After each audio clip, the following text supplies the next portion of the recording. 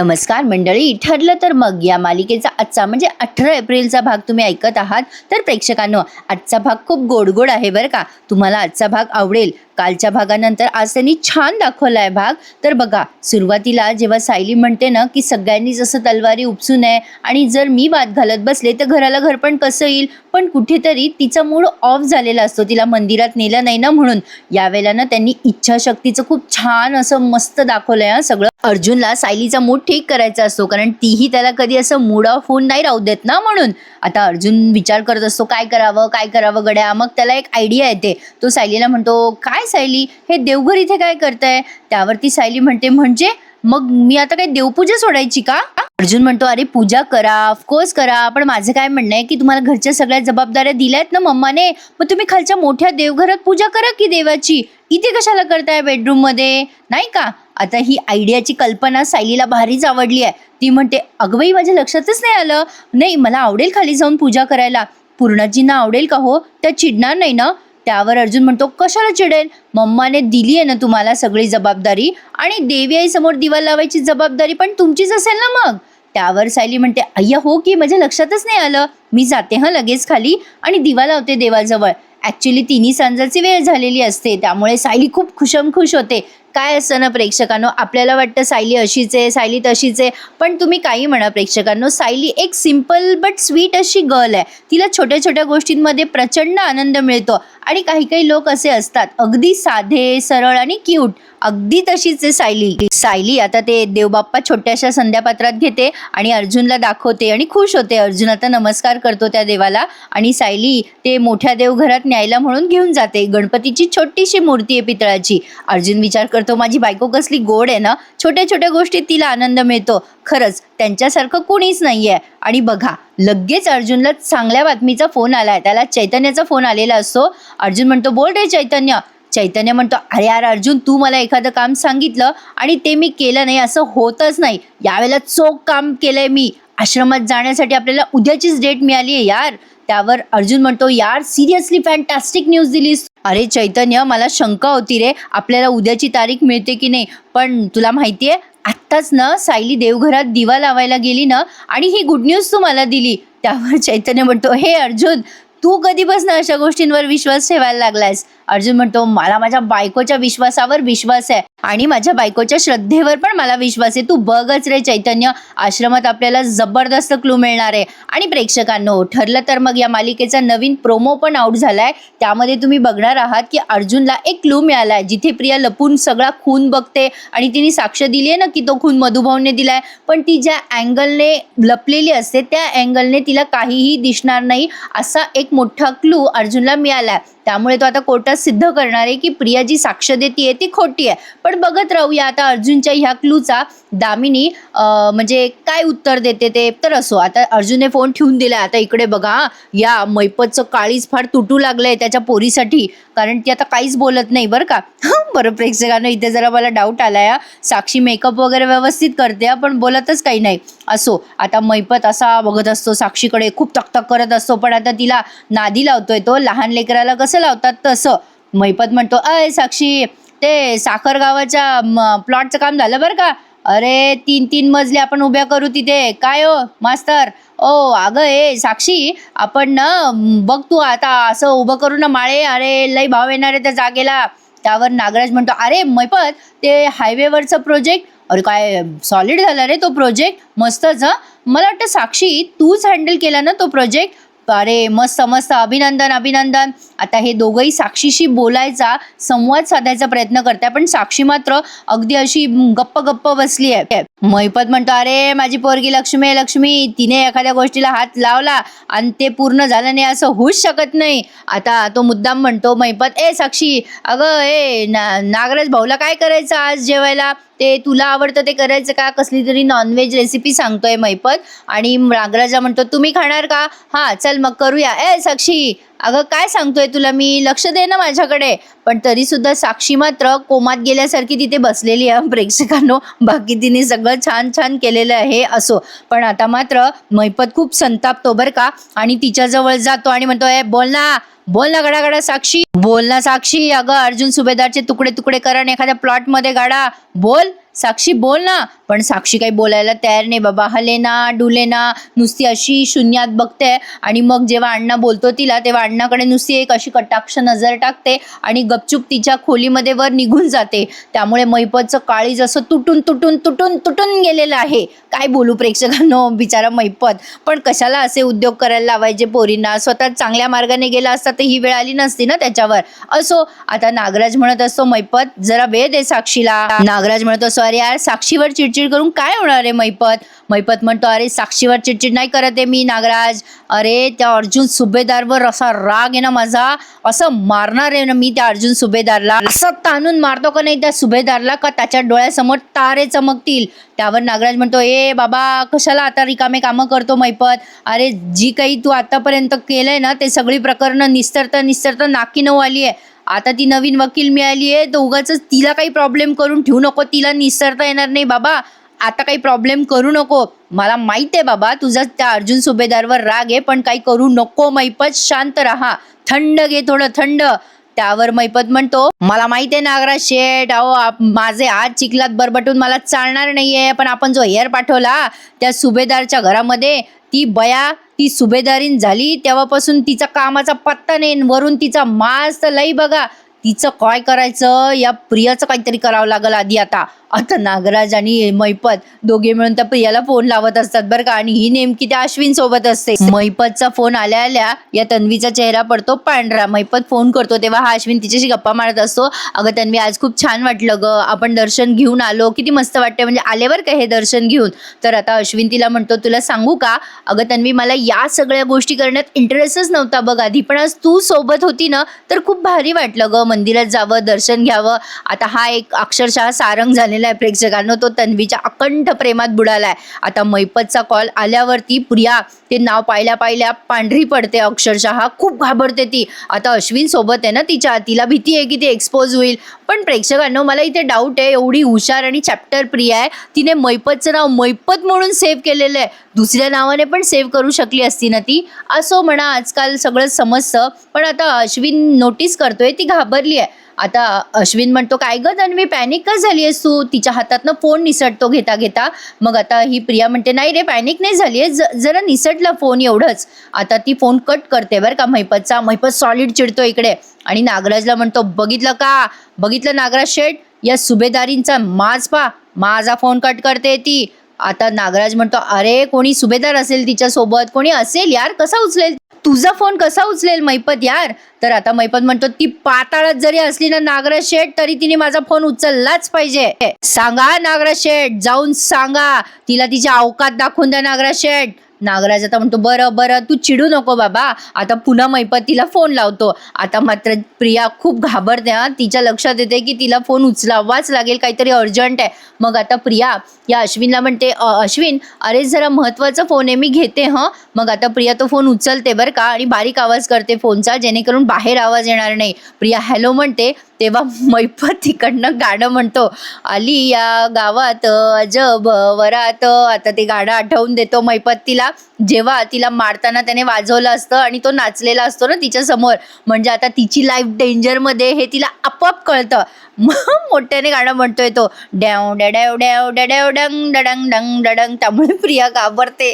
आता प्रिया अश्विनला म्हणते अश्विन मला असं वाटतं इथे नेटवर्कचा जरा प्रॉब्लेम आहे. अश्विन म्हणत असतो तू एवढी टेन्स काय प्रिया. तेव्हा ही तर ते असं त्याला काहीतरी बोलायचं तिला सुचे ना. इकडे मैपत म्हणतो तर ते काय सुभेदारीन ओ प्रिया सुभेदारीन काय चाललंय, नवऱ्याकडून सेवा करून घेताय वाटतं नवी नवरी. नाही आता जर का मला तुझ्याशी बोलायचं असेल तर तेव्हा मला डायरेक्ट तुझ्या बेडरूममध्ये यावं लागल. कधी येऊ प्रिया, कधी येऊ, मला आवडाल, सांग मला कधी येऊ. आता लगेच ही हॅलो करायला लागते प्रिया बरं का. मैपत सॉलिड चिडलेला असतो तिच्यावर. आता मी तुम्हाला मागे सांगितलं प्रेक्षकांनो, प्रिया ही मैपतने पाठवलेली गुंडीच आहे, त्यामुळे ती अशीच वागणार, त्यात काही शंका नाही. आता ती अश्विनला म्हणते अश्विन अरे नेटवर्कचा प्रॉब्लेम दिसतोय, तू जरा गाडी बाजूला घेतो का, मी खाली जाऊन जरा बोलून येते 2 मिनिटं. असतं. आता अश्विन एकही प्रश्न न विचारता गाडी थांबवतो. अगदी म्हणजे प्रिया म्हणते, अरे महत्वाचा फोन आहे, मी आलेच. आता प्रिया गाडीच्या बाहेर उतरते आणि बाजूला जाते बरं का. महिपतला म्हणते, तुम्हाला समजत नाही का, माझ्यासोबत माझा नवरा आहे, कशाला परत परत फोन करताय तुम्ही, माझ्या नवऱ्याला संशय आला तर. महिपत म्हणतो, मग मी दिलेली कामं नीट करायची, मग मला फोन करायची गरज पडणार नाही ना, तुला काही सापडलं का. आता प्रिया म्हणते, आता काय सापडणार आहे मला सध्या, अर्जुन आणि सायली अगदी बारीक लक्ष ठेवून असतात माझ्यावर, त्यात तो मधुकर पाटील, तो म्हातारा तिथे येऊन बसलाय ना. महिपत तिचं बोलणं ऐकतो आणि म्हणतो, मग अशी चिलटक खांद्यावर बसू द्यायची नाही, बुनबुन करायला लागली ना का चिरडून टाकायची पायाखाली. आता लगेच प्रिया घाबरते आणि म्हणते, तुम्ही प्लीज प्लीज आता चिडचिड करू नका, हे बघा जरा धीर धरा, हे बघा तुम्ही ना काही चिरडू बिरडू नका आता, आणि तुम्हाला काय माणसांना मारायचं डेली टार्गेट मिळालंय का, असं का वागता तुम्ही. हे बघा आता ना माझा नवरा सोबत आहे, त्यामुळे आता मला फोन ठेवावा लागेल. आता प्रिया सारखी मागे वळून बघत असते आणि मग महिपतशी बोलत असते आणि म्हणत असते, हे बघा माझं ठरलंय, माझा एक प्लॅन आहे, उद्या तो म्हातारा घरी नसणार आहे, त्यामुळे मी सांगते तुम्हाला. आणि मग लगेच म्हणते, माझा नवरा बघतोय आता, मला फोन ठेवावा लागेल, असं म्हणून फोन ठेवून देते आता प्रिया. पण ती सॉलिड घाबरलेली असते हा प्रेक्षकांनो. आणि मग लगेच तिचा चेहरा मोहरा ठीक करते आणि मग अश्विन जवळ जाऊन बसते गाडीमध्ये. प्रिया या साडीमध्ये खूप सुंदर दिसते हा प्रेक्षकांनो, पण तिला ही हेअरस्टाईल नाही सूट होत, तिला पूर्वीची हेअरस्टाईल जास्ती छान दिसते. तर असो, आता प्रियाचा जीव भांड्यात पडलाय फोनवर बोलल्यामुळे आणि ती पुन्हा गाडीत जाऊन बसते. अश्विन म्हणतो, काय झालं ग तन्वी, अगं तू किती टेन्शनमध्ये आहेस, किती लाल झालाय तुझा चेहरा. आता प्रिया चेहरा नीट करते बरं का, आणि अश्विन म्हणतो, काय झालं, काय प्रॉब्लेम आहे, कोणाचा फोन होता. मग आता ही म्हणते, अरे नाही अश्विन, प्रॉब्लेम काही नाही, माझ्या जरा मैत्रिणीचा फोन होता, मागे ना मला काहीतरी इंटर्नशिप ऑफर झाली होती, तर मला ती करता नाही आली ना, आपलं लग्नाचंच ठरलं ना नंतर, माझी मैत्रीण करते, अरे सध्या तिला जमत नाहीये, ती सारखी फोन करत असते, मला सगळ्या डिझाईन्स वगैरे द्याव्या लागतात ना तिला बनवून, त्यामुळे स्ट्रेसच असतो बघ मला. मग आता अश्विन म्हणतो, काय अगं तन्वी, तुला ना सगळा स्ट्रेस घ्यायचा असतो आणि सगळ्यांची मदत तुलाच करायची असते. प्रिया म्हणते, निघूयात का अश्विन, आपण आईबाबांसोबत निघालोय ना, ते पुढे पोहोचले तर त्यांना टेन्शन येईल ना, तन्वी अश्विन कुठे राहिले. मग अश्विन म्हणतो, हो हो हो निघूयात. पण आता अश्विनला जरा डाऊट आलाय बरं का हिच्यावर, तो सारखा बघत असतो ही इतकी टेन्शनमध्ये काय. पण असो, आता इकडे सायलीबाई खुश असतात. आता ते देवाची मूर्ती खाली घेऊन आली आहे सायली. आता विमल म्हणते, काय हो सायली ताई, अहो ही मूर्ती तुम्ही अशी खाली का आणलीत, आणि आज तुम्ही खुश दिसतायत, क्या बात है. मग सायली म्हणते, अहो विमलताई, आज ना मी देवापुढे दिवा लावणार आहे, त्यामुळे मी खूप खुश आहे हो. मग ही विमल म्हणते, लावा ना, अहो नक्की लावा, अहो तुमचा अधिकारच आहे तो, हक्कच आहे तुमचा, लावा लावा. आता तेवढ्यातनं हे सगळे घरी पोहोचलेत बरं का. पूर्णाजी, प्रतापराव आणि कल्पनाताई. तेवढ्यात प्रिया पण येते लगबगीने मागून. प्रतापराव म्हणतात, अगं तन्वी हे काय, एकटी झालीस, आणि अश्विन कुठे आहे ग. प्रिया म्हणते, बाबा अश्विनने मला ड्रॉप केलं आणि तो हॉस्पिटलला गेलाय, तो येणार आहे जेवणाच्या वेळेपर्यंत. इथून पुढचा सीन आहे ना प्रेक्षकांना खूप छान आहे. मी सुरुवातीलाच तुम्हाला म्हणलं की आजचा एपिसोड खूप गोड दाखवलाय त्यांनी. आता या पूर्णाजी घरात आल्या आल्या विचारतात या सायलीला, हे काय, देवाची मूर्ती घेऊन तू इथे काय करतेयस. मग आता सायली म्हणते, पूर्णाजी अहो एका घरात 2 देवघर झाली, माझ्या मनाला ते पटत नव्हतं, आईने तर मला आता सगळ्या जबाबदाऱ्या दिल्या आहेत ना, म्हणून मग आता ही मूर्ती मी याच घरात ठेवून इथेच तिचं पूजन करणार आहे. आता ही असं म्हटल्यावर कल्पनाताईंना जरा कसं तरी होतं बरं का. त्या म्हणतात, हो मी तुला सांगितलंय सगळ्या जबाबदाऱ्या घे, पण कल्पनाताई पुढे काही बोलणार. तेवढ्यात पूर्णाजी त्यांना थांबवतात आणि म्हणतात, कल्पना थांब जरा, मला तिन्ही सांजेला वाद नकोय आणि देवासाठी तर नकोय, काही हरकत नाहीये, कोणी पूजा केली तरी ती देवीला पूजलीच जाते. छान हा पूर्णाजी, मस्त डिसिजन घेतलात. आता सायली बघा हा, ती म्हणते, या पूर्णाजी मी दिवा लावतीये. आता हा न प्रसंग प्रेक्षकांनो त्यांनी जवळपास 15 मिनिटं दाखवलाय. म्हणजे सायली देवाजवळ दिवा लावते आणि पूर्णाजी, कल्पनाताई आणि प्रतापराव आणि ही प्रिया सुद्धा सगळे असतात तिथे. एक अर्जुन आणि अश्विन सोडले तर सगळेच आहेत. सायलीला फार आनंद होतो, ती पुन्हा आवाज देते त्यांना सगळ्यांना, या ना पूर्णाजी. आता हे सगळेजण तिन्ही सांजा आहेत म्हणून देवासमोर उभे आहेत. ही सायली दिवा लावत असते तेव्हा.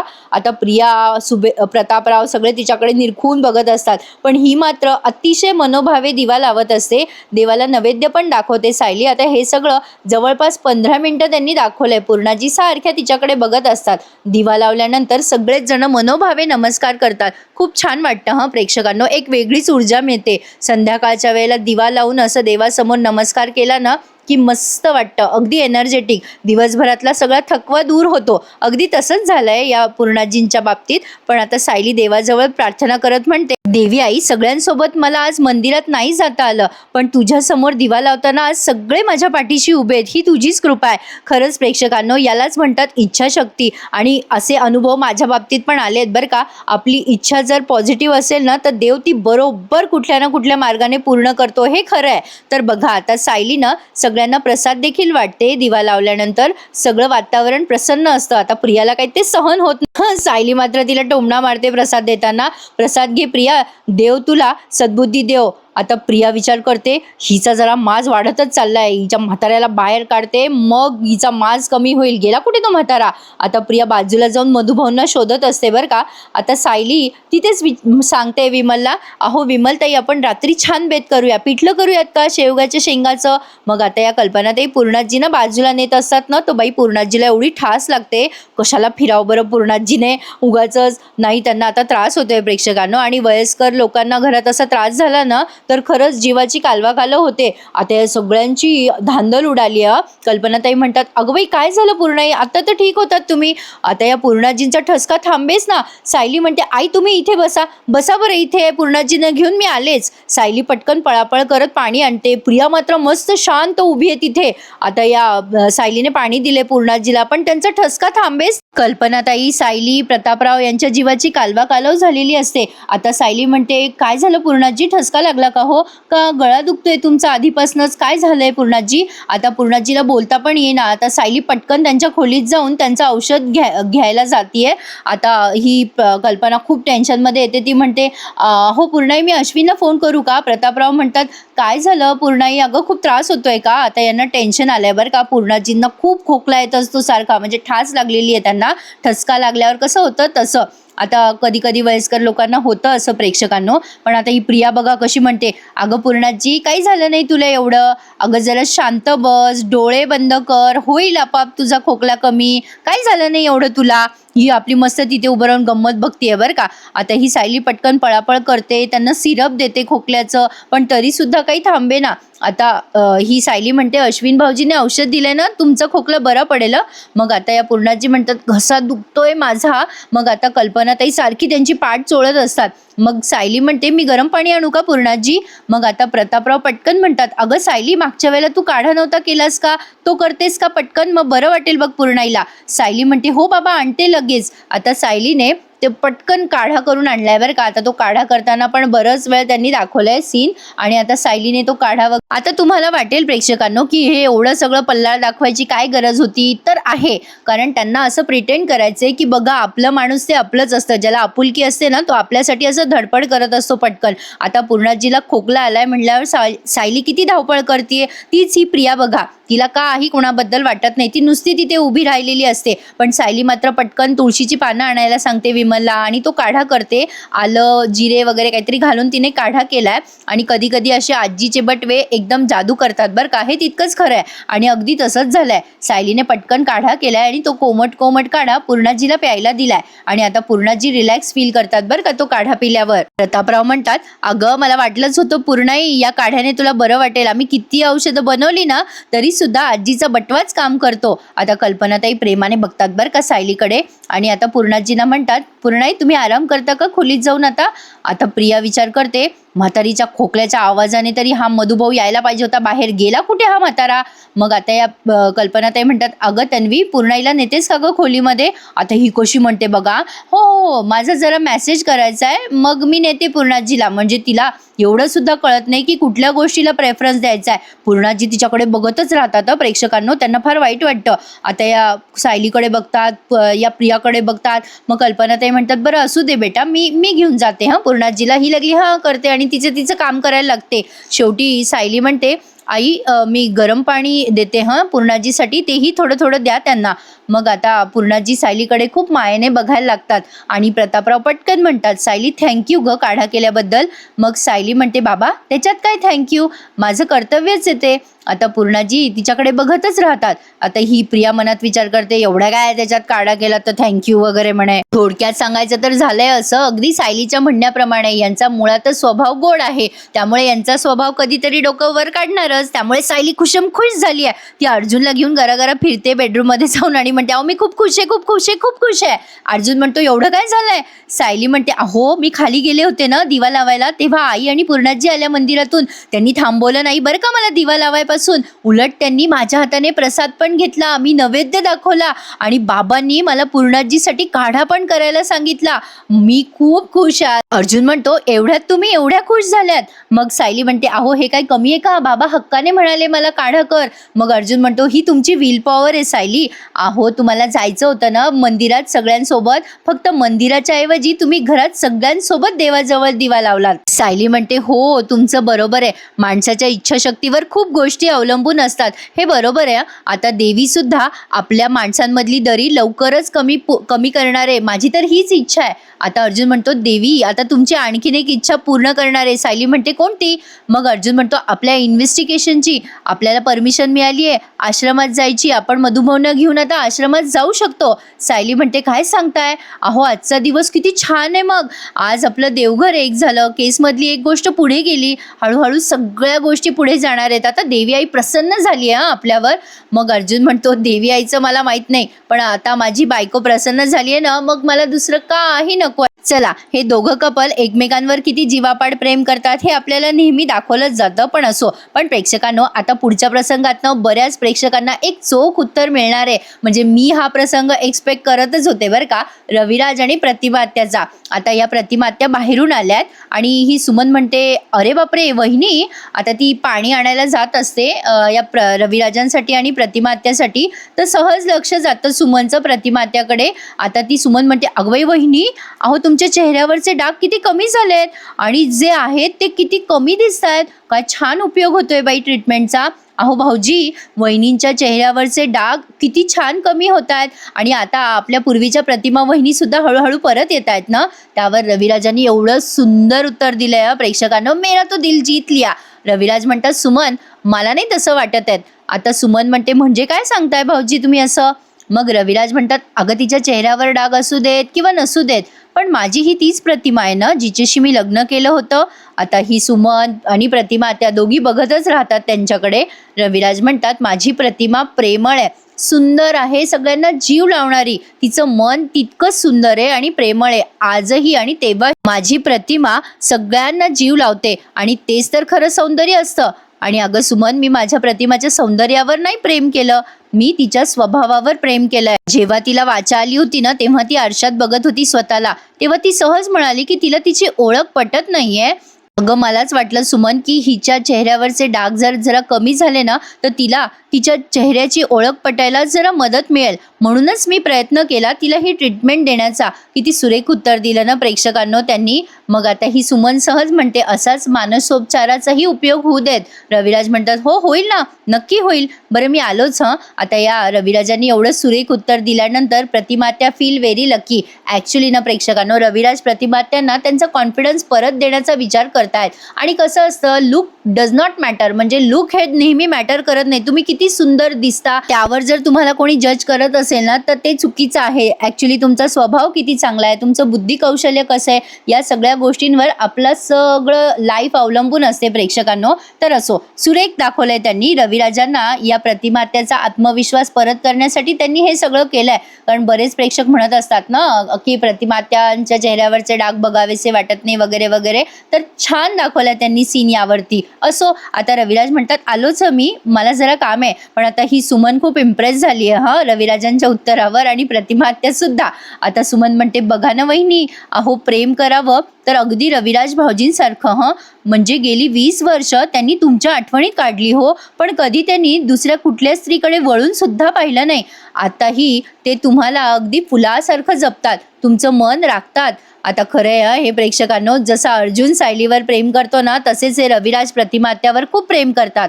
ही प्रतिमात्या सुमनला म्हणते, खरंच ग सुमन, मी खूप भाग्यवान आहे. खऱ्या अर्थाने सुंदर मन तर रविराजांकडेच आहे. आणि हे पण खरं आहे प्रेक्षकांनो, नवरा बायकोंची बॉन्डिंग आणि कम्युनिकेशन स्ट्रॉंग असलं ना तर बेस्ट असतं. असो, आता हे सुभेदार सगळे रात्री जेवायला बसलेत. प्रतापराव म्हणतात, बापरे, घासभर पिठलं खायचं होतं पण तुडुंब जेवून बसलोय मी, फार पोट भरलंय माझं. कल्पनाताई म्हणतात, फेऱ्या मारा जरा. मग प्रतापराव म्हणतात, खोलीत जातो आणि भरपूर फेऱ्या मारतो. अश्विन म्हणतो, डॅड, आता तू रूममध्ये जाऊन मस्त झोपणार आहेस, माहिती आहे मला. मग आता हे सगळे निघून जातात आपापल्या खोलीत. जेवण झाल्यावर प्रिया मात्र तिथेच उभी असते. अश्विन म्हणतो, चल ना प्रिया, अगं चल ना तन्वी, झोपायचं नाही का? मग प्रिया त्याला म्हणते, हो तू जा पुढे अश्विन, मी आलेच. आता प्रिया अर्जुन आणि सायलीचं बोलणं मुद्दाम लपून ऐकते. आता अर्जुन सायली तिथे बोलत असतात उद्याच्या बाबतीत. अर्जुन म्हणत असतो, आपण मधुभाऊंच्या रूममध्ये जाऊ आणि उद्याच्या बाबतीत त्यांच्या मनाची तयारी करावी लागेल ना. आता प्रिया विचार करते, कसल्या मनाची तयारी करायची यांना? आता सायली म्हणते, मी सगळं आवरते आणि येतेच. अर्जुन म्हणतो, नको नको, मी करतो ना तुम्हाला मदत, म्हणजे पटपट कामं होतील. सायली म्हणते, बापरे, नको नको, तुम्ही नसलात ना हो तर माझी कामं पटकन होतात. 10 मिनिटात तुम्ही असली की माझी कामं खूप लांबतात, अर्धा तास लागतो मला एक काम करायला. अर्जुन म्हणतो, नाही मी करतो ना मदत. विमल म्हणते, जा तुम्ही दोघं, मी आवरेल सगळं.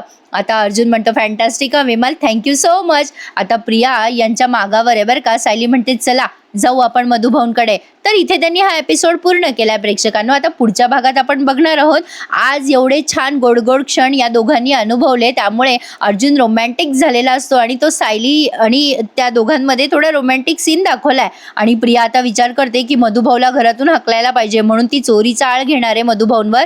तिचा जो हार आहे ना तो ती मधुभाऊंच्या बॅगमध्ये टाकणार आहे आणि मुद्दाम म्हणते की तो हार माझ्या लग्नाचा आहे आणि अश्विन, काही झालं तरी मी झडती घेणार आहे सगळ्यांच्या खोलीची वगैरे वगैरे. आता या कल्पना तर एवढ्या काय इन्फ्लुएन्स खाली आल्यात प्रियाच्या, कोणाच मध्येच त्यांना झटके येत असतात प्रेक्षकांना, वाईट वागायचे आणि चांगलं वागायचे सुद्धा. असो, आता या कल्पना ते डायरेक्ट म्हणतात की तू अर्जुनच्या खोलीपासून सुरुवात कर. म्हणजे यांना काही वाटलं का आपला मोठा पोरगा आहे ना तो कशाला चोरी करेल, एवढं तर माहिती पाहिजे ना या कल्पनाताईंना. पण आता अर्जुन संतापतो ना, पण मला नाही वाटत ही मधुभाऊंना घराबाहेर काढेल, कारण ज्याप्रमाणे प्रोमो आलाय त्यात लगेच लक्षात येते की मधुभाऊ त्यांच्या सोबतच आहेत. तर आय थिंक सो तिचा हा प्लॅन फसणारच आहे प्रियाचा. बघूयात काय काय घडतंय. तर आजचा एपिसोड हा असा होता, कसा वाटला सांगा. आणि प्रेक्षकांना तुम्ही दिलेल्या सपोर्ट बद्दल खूप. तर उद्या पुन्हा भेटूया, ठरलं तर मग या मालिकेच्या नवीन एपिसोड रिव्ह्यू सहित. तोपर्यंत चॅनल सबस्क्राईब करा. टेक केअर अँड धन्यवाद.